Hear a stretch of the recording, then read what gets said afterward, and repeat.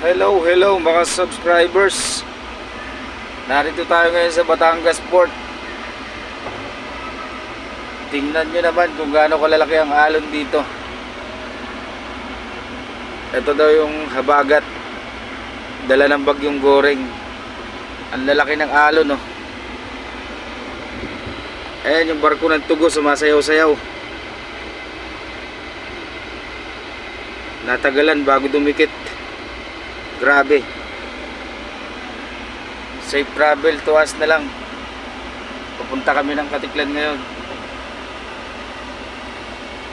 Good luck na lang. Naman, lalaki ng alon na yan, oh.